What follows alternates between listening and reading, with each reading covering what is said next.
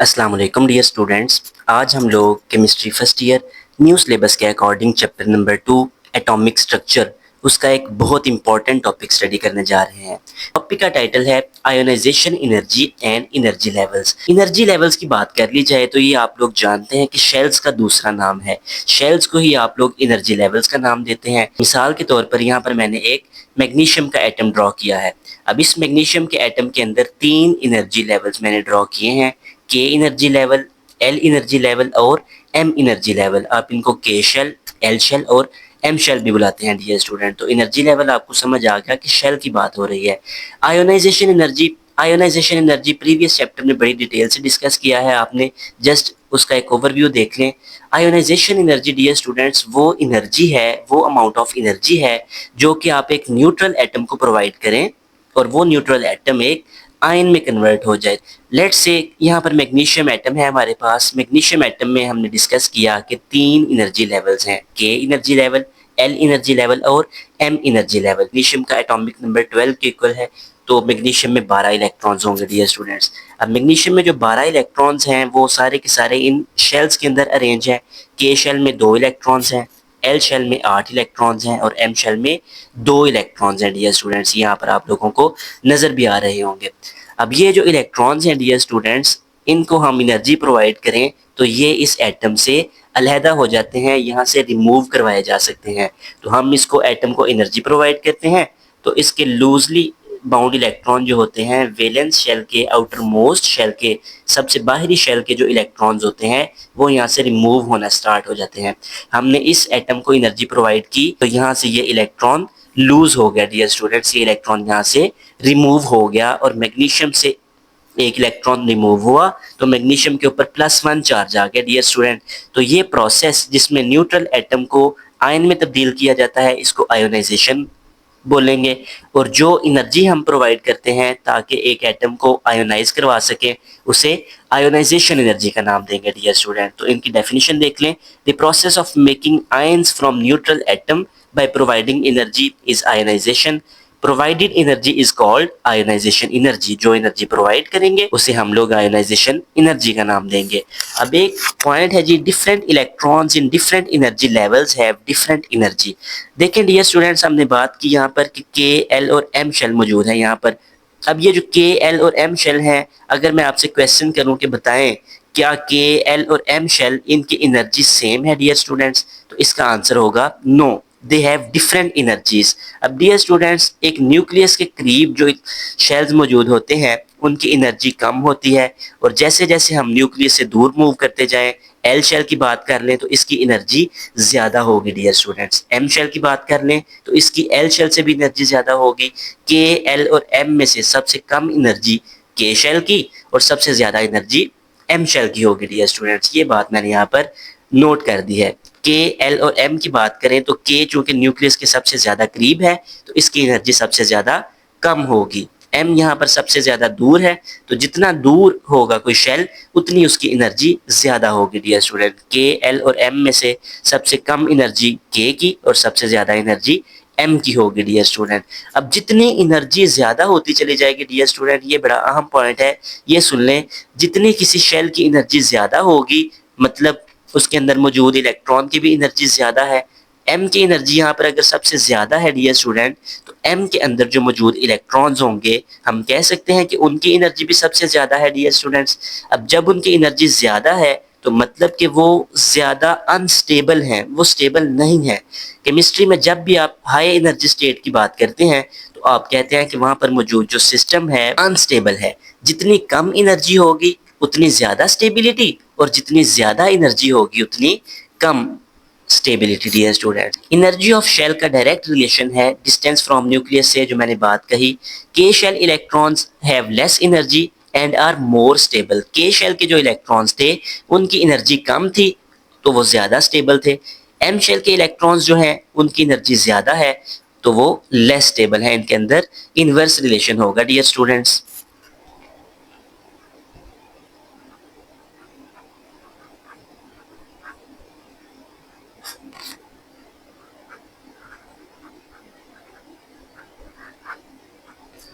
जितनी ज़्यादा एनर्जी उतनी कम स्टेबिलिटी। अब जितनी कम स्टेबिलिटी होगी, मींस कि उन इलेक्ट्रॉन्स को वहां से रिमूव करवाना हमारे लिए उतना ही आसान होगा। हमारा मकसद तो इस एटम को आयोनाइज करना ही है ना जी। तो जितना ज्यादा स्टेबल होगा इलेक्ट्रॉन उतनी ही हमारे लिए मुश्किल है, और जितना वो अनस्टेबल होगा उतना ही हमारे लिए आसान है कि हम उसको वहां से रिमूव करवा सकें। Ionisation energy is directly proportional to stability of electrons. जितने ज्यादा इलेक्ट्रॉन स्टेबल होंगे उतनी ही हमारे लिए मुश्किल हो जाएगी ये बात कि हम उनको वहां से रिमूव करवा सकें। तो हमें उतनी ही ज्यादा एनर्जी प्रोवाइड करनी पड़ेगी कि इलेक्ट्रॉन्स वहां से रिमूव हो जाएं। It is difficult to remove a stable electron. एक स्टेबल इलेक्ट्रॉन को रिमूव करना बहुत ज्यादा डिफिकल्ट हो जाएगा हमारे लिए। डियर स्टूडेंट्स, ये जितने भी हमने पॉइंट्स पढ़े ये आपके टॉपिक को समझने के लिए बहुत ज्यादा इंपॉर्टेंट है। अगर आपने सारे पॉइंट्स क्लियर कर लिए हैं, इंशाल्लाह आगे वाला जो लेक्चर है वो आपके लिए आसान हो जाएगा। की पॉइंट्स देख लें कि इलेक्ट्रॉन्स शेल्स के अंदर मौजूद होते हैं। के, एल और एम शेल में से सबसे कम एनर्जी के की है, एम की सबसे ज्यादा एनर्जी है। एम की सबसे ज्यादा एनर्जी है तो मतलब इसमें मौजूद इलेक्ट्रॉन्स की भी ज्यादा एनर्जी है, और इसमें मौजूद इलेक्ट्रॉन्स वो स्टेबल कम है। जितनी उनकी एनर्जी ज्यादा उतने वो कम स्टेबल होंगे, और के में मौजूद इलेक्ट्रॉन्स ज्यादा स्टेबल हैं। अब यहाँ पर कम स्टेबल इलेक्ट्रॉन्स को रिमूव करवाने के लिए हमें कम एनर्जी प्रोवाइड करनी पड़ेगी, आसानी से बाहर निकल आएंगे। के शेल के इलेक्ट्रॉन्स को रिमूव करवाने के लिए ज्यादा एनर्जी चाहिए होगी डियर स्टूडेंट्स। अब आ जाएं जी सक्सेसिव आयोनाइजेशन एनर्जीज के टॉपिक पर। सक्सेसिव, एक के बाद एक। आयोनाइजेशन एनर्जी वो एनर्जी जो इलेक्ट्रॉन को रिमूव करवाने के लिए चाहिए होती है। तो एक के बाद एक अगर किसी एटम में से इलेक्ट्रॉन रिमूव करवाते जाएं तो उन आयोनाइजेशन एनर्जीज को सक्सेसिव आयोनाइजेशन एनर्जीज का नाम देते हैं। मैग्नीशियम एटम की ही हम एग्जांपल लेंगे। यहाँ पर हम कहेंगे जी we remove electrons one by one from same atom. एक एटम लेंगे, उसमें से एक एक करके सारे इलेक्ट्रॉन रिमूव करवाते जाएंगे और उनकी आयोनाइजेशन एनर्जीज को ऑब्जर्व करते चले जाएंगे और देखेंगे कि क्या रिजल्ट आता है हमारे पास। ये देखें डियर स्टूडेंट्स, अगेन मैंने मैग्नीशियम का एटम ड्रॉ कर लिया है। के शेल इसका फर्स्ट शेल है, ये एल शेल इसका सेकंड शेल, और एम शेल उसका थर्ड शेल है। इसमें तीन शेल्स हैं जी, के शेल, एल शेल और एम शेल। जो इनर मोस्ट है, जो सबसे अंदर है, वो के शेल फर्स्ट शेल है जी। सेकंड वाला एल शेल, थर्ड वाला एम शेल है डियर स्टूडेंट्स। अब इनके अंदर कितने कितने इलेक्ट्रॉन्स मौजूद हैं, तो के के अंदर 2 इलेक्ट्रॉन्स मौजूद हैं, एल के अंदर 8 इलेक्ट्रॉन्स मौजूद हैं, और एम के अंदर 2 इलेक्ट्रॉन्स मौजूद हैं डियर स्टूडेंट्स। अब करना क्या है हमने इस टॉपिक में कि हमने इन इलेक्ट्रॉन्स को एक एक करके यहाँ से रिमूव करवाते जाना है, और जितनी एनर्जी हमें देनी पड़ेगी वो नोट करते जाना है। तो चलिए स्टार्ट करते हैं। ये मैग्नीशियम एटम है जी, इसके अंदर 12 इलेक्ट्रॉन्स हैं 3 शेल्स के अंदर। शुरू हम लोग करेंगे एम शेल से, जो कि है तीसरा शेल। जब इलेक्ट्रॉन रिमूव करवाना है तो वही हम करवा सकेंगे ना जो सबसे आउटर मोस्ट है, जो सबसे अंदर है उसको तो लास्ट पे करवाएंगे। तो पहला इलेक्ट्रॉन हमने ये वाला रिमूव करवा दिया, हमने इस एटम को एनर्जी दी तो ये इलेक्ट्रॉन यहाँ से रिमूव हो गया डियर स्टूडेंट्स। ये इलेक्ट्रॉन यहाँ से रिमूव हुआ। अब पीछे जो बच गए हैं बाकी के इलेक्ट्रॉन्स, उनके ऊपर इस न्यूक्लियस की पुल पहले से ज्यादा स्ट्रॉन्गर हो गई है डियर स्टूडेंट्स। अब न्यूक्लियस अब इन इलेक्ट्रॉन्स को पहले से ज्यादा ताकत से अपनी तरफ खींच रहा है। तो न्यूक्लियस जनाब, ये जो हमारे पास इलेक्ट्रॉन है इसको ज्यादा ताकत से अपनी तरफ खींच रहा है इस इलेक्ट्रॉन के यहाँ रिमूव हो जाने के बाद। अब एक इलेक्ट्रॉन हमने निकाल लिया, तो ये जो हमारे पास एनर्जी इसको देनी पड़ेगी उसको फर्स्ट आयोनाइजेशन एनर्जी कहेंगे। ये एक सपोज किया हमने एटम है एक्स, उसमें से एक इलेक्ट्रॉन रिमूव करवाया तो आयोनाइजेशन एनर्जी 1 की वैल्यू आ गई। अब इसमें से हमने एक इलेक्ट्रॉन को रिमूव करवा लिया है, तो अब ये एक एटम नहीं है, एक आयन है, +1 आयन है। अब इस +1 आयन में से एक और इलेक्ट्रॉन रिमूव करवा लें तो ये +2 आयन बन जाएगा, di positive ion, di positive cation बोल रहे हैं इसको आप। सेकंड आयोनाइजेशन एनर्जी की वैल्यू आ गई जी। अब ये 2 इलेक्ट्रॉन यहाँ से रिमूव हो गए डियर स्टूडेंट्स। साथ साथ ही हम इनका ग्राफ ड्रॉ करते जाते हैं। पहला इलेक्ट्रॉन रिमूव करवाया तो हमें कम एनर्जी देनी पड़ी। ये देखें डियर स्टूडेंट्स, ग्राफ मैंने बना दिया है नंबर ऑफ इलेक्ट्रॉन्स और आयोनाइजेशन एनर्जी के दरमियान। 12 इलेक्ट्रॉन्स थे टोटल मैग्नीशियम में, तो मैंने 1 से 12 तक यहाँ पर काउंटिंग लिख ली है और उनकी आयोनाइजेशन एनर्जी इस साइड पर लिख ली है मैंने।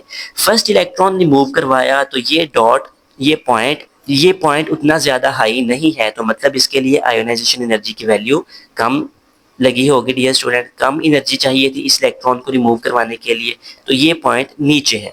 अब अगला जो इलेक्ट्रॉन था, दूसरा इलेक्ट्रॉन था, उसको रिमूव करवाना हमारे लिए मुश्किल हो गया, क्योंकि न्यूक्लियस ने इस इलेक्ट्रॉन को पहले से ज़्यादा फोर्स से अपनी तरफ अट्रैक्ट किया, तो हमें ज़्यादा एनर्जी प्रोवाइड करनी पड़ी कि इस न्यूक्लियस के होल्ड से इस इलेक्ट्रॉन को रिमूव करवाए। तो हमने ज़्यादा एनर्जी प्रोवाइड की, ज़्यादा एनर्जी प्रोवाइड की दूसरे इलेक्ट्रॉन के लिए। तो ये डॉट पहले से ऊपर चला गया डियर स्टूडेंट्स, ये डॉट नीचे था, ये डॉट ऊपर है। ऊपर क्यों गया?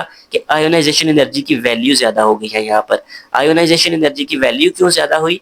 क्योंकि अब एटम उस इलेक्ट्रॉन को लूज नहीं करना चाह रहा, वो चाहता है कि इलेक्ट्रॉन मेरे पास रहे। हम कहते हैं कि नहीं, हम ज्यादा एनर्जी प्रोवाइड करते हैं, आप बस इस इलेक्ट्रॉन को रिलीज कर दो यहाँ से। तो हमने ज्यादा एनर्जी प्रोवाइड की तो पॉइंट ऊपर चला गया डियर स्टूडेंट्स। अब देखें एम शेल के अंदर तो 2 ही इलेक्ट्रॉन्स थे डियर स्टूडेंट, वो हमने एक एक करके यहाँ से रिमूव करवा लिए। अब बारी आ गई सेकंड शेल की, एल शेल की बारी आ गई, जिसमें 8 इलेक्ट्रॉन्स मौजूद हैं डियर स्टूडेंट्स। अब बात की जाए इस X+2 आयन की, इस पॉजिटिव 2 आयन की, तो इसके अंदर एम शेल में 2 इलेक्ट्रॉन रिमूव हो चुके हैं, ये वाला इलेक्ट्रॉन भी और ये वाला इलेक्ट्रॉन भी रिमूव हो गया है। अब बच गया जी एल शेल और के शेल। एल शेल से स्टार्ट करते हैं। अब इस इलेक्ट्रॉन को अगर हमने यहाँ से रिमूव करवाना है तो न्यूक्लियस अब इस इलेक्ट्रॉन को पहले से ज्यादा अपनी तरफ अट्रैक्ट कर रहा होगा। अब मुश्किल हो गया है हमारे लिए इसको यहाँ से रिलीज करवाना, इसकी आयोनाइजेशन करवाना। अब चूंकि न्यूक्लियस ने फिर वही काम किया कि ज़्यादा फोर्सफुली इसको अट्रैक्ट करता है, तो हम कहते हैं कि नहीं, हम आपको ज़्यादा एनर्जी प्रोवाइड करेंगे, आप बस इस इलेक्ट्रॉन को यहाँ से रिलीज होने दें। तो हमने पहले से ज़्यादा एनर्जी प्रोवाइड की और ये डॉट देखें आप, इन 2 डॉट से कितना ऊपर चला गया, एनर्जी प्रोवाइड की और ये इलेक्ट्रॉन यहाँ से रिलीज हो गया डियर स्टूडेंट। एक एक करके हम लोग ये सारे 8 के 8 इलेक्ट्रॉन्स ये रिलीज करवाते जाएंगे और हर बार में पहले से थोड़ी सी ज्यादा एनर्जी प्रोवाइड करेंगे हम। ठीक हो गया डियर स्टूडेंट्स। अब ये देखें डियर स्टूडेंट्स, एक अहम बात जो आप लोग यहाँ पर नोटिस कर रहे हैं, एम शेल में से जब हमने इलेक्ट्रॉन लूज करवाए और उसके बाद मूव किया हमने के शेल की तरफ, तो दरमियान में एक गैप आ गया। ये गैप किस चीज से आया है डियर स्टूडेंट? ये गैप आया है जी एनर्जी का गैप, बहुत ज्यादा गैप आ गया एनर्जी का। इस एनर्जी के गैप का मतलब है कि पहले जो इलेक्ट्रॉन्स थे वो बाहर वाले शेल में से निकाल रहे थे हम लोग, जिनको निकालना आसान था, उनके लिए एनर्जी कम प्रोवाइड कर रहे थे।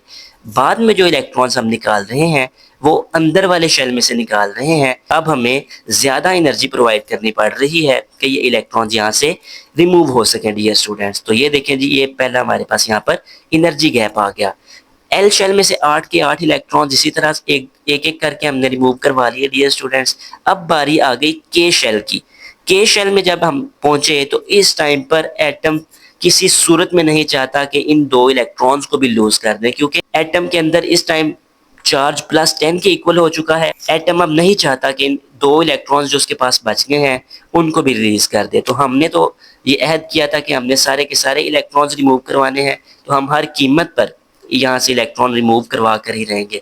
हम ज़्यादा से ज़्यादा एनर्जी प्रोवाइड करेंगे कि ये वाला जो शेल है इसको भी यहाँ से रिमूव करवा सकें डियर स्टूडेंट। तो इसको रिमूव करवाने के लिए हमने बहुत ज़्यादा एनर्जी प्रोवाइड कर दी इस एटम को। वो एनर्जी का डॉट मैंने यहाँ पर ड्रॉ कर दिया है डियर स्टूडेंट। आप देख रहे हैं कि ये सेकंड शेल था, फर्स्ट शेल तक आते आते एक और एनर्जी का गैप आ गया, बहुत ज़्यादा एनर्जी का गैप आ गया। और एक और बात कि ये 11वें इलेक्ट्रॉन के लिए जो पॉइंट था ये काफ़ी ऊपर चला गया डियर स्टूडेंट्स। काफ़ी ऊपर जाने का मतलब कि इसको ज़्यादा एनर्जी चाहिए डियर स्टूडेंट्स, राइट। इस इलेक्ट्रॉन को ज़्यादा एनर्जी चाहिए तो इसका पॉइंट भी ऊपर चला गया डियर स्टूडेंट्स।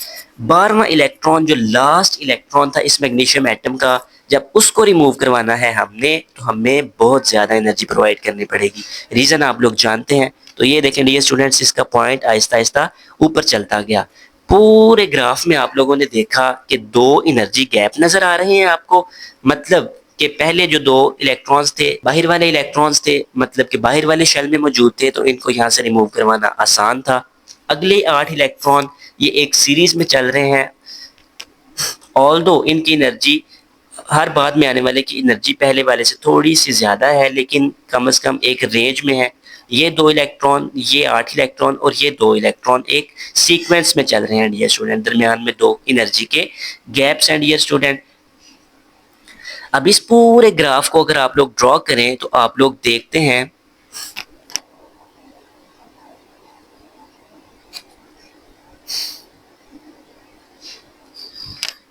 ये हमारे पास एक लाइन आ गई डियर स्टूडेंट्स, जिसमें आयोनाइजेशन एनर्जी का बिहेवियर समझ में आ रहा है हमें।